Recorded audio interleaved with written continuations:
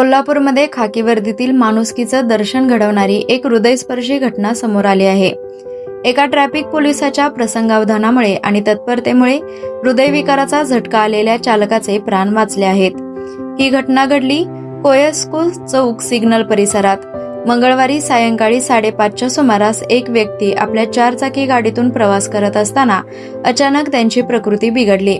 मोठ्या प्रमाणात घाम येणे, गुदमरल्यासारखे होणे आणि बोलता न येणारी अवस्था। अशा गंभीर परिस्थितीत त्यांनी गाडी चौकात थांबवली आणि मदतीसाठी ट्रॅफिक पोलिसांना इशारा केला। कर्तव्यावर असलेले सहाय्यक पोलीस उपनिरीक्षक शरद दत्तात्रय शिंदे यांनी क्षणाचाही विलंब न करता परिस्थिती ओळखली। संबंधित व्यक्तीला हृदयविकाराचा झटका आल्याचा अंदाज घेत त्यांनी स्वतः कारचे स्टेअरिंग हातात घेतले आणि चालकाला तत्काळ आधार हॉस्पिटलमध्ये दाखल केले। वेळेत उपचार मिळाल्यामुळे चालकाचे प्राण वाचले।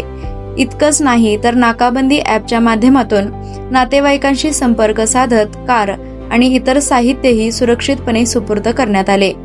या कौतुकास्पद कामगिरीबद्दल शहर वाहतूक शाखेत पोलीस निरीक्षक नंदकुमार मोरे यांच्या हस्ते सहाय्यक पोलीस उपनिरीक्षक शरद शिंदे यांचा सत्कार करण्यात आला।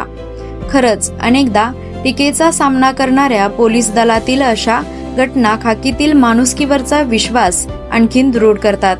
कर्तव्य आणि माणुसकी यांचं सुंदर संगम म्हणजे पोलीस उपनिरीक्षक शरद शिंदे।